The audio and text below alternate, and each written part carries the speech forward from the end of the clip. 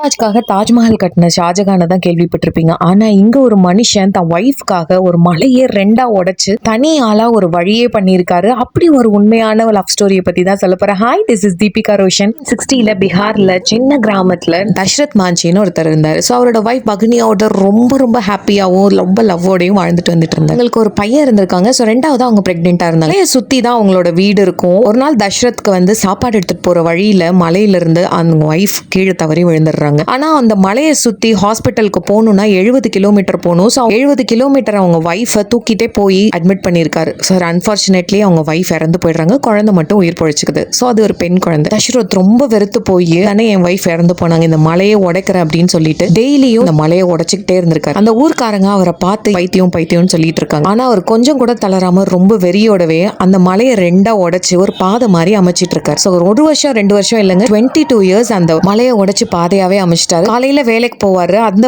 வர சம்பளத்துல உங்களோட வாழ்வாதாரத்தை பார்த்திருக்காரு. இதனால அந்த கிராமத்துல ஹாஸ்பிட்டல், காலேஜ், ஸ்கூல் இதுக்கெல்லாம் போறதுக்கு 70 கிலோமீட்டர் சுத்தி போற இருந்த பாதை 15 கிலோமீட்டரா சுருங்கி எல்லாருக்குமே ரொம்ப உதவியா இருந்திருக்கு. கடைசியில 2007ல இறந்து போயிருக்காரு. சரி, இறந்ததுக்கு அப்புறமா தான் கவர்மெண்ட் அந்த மணல் பாதையை ஒரு ரோடா அமைச்சிருக்காங்க. இவரோட பேரே அந்த ரோடுக்கு தஷ்ரத் ராஞ்சி சாலைன்னு பேரும் வச்சு இவரை பெருமைப்படுத்தி இருக்காங்க.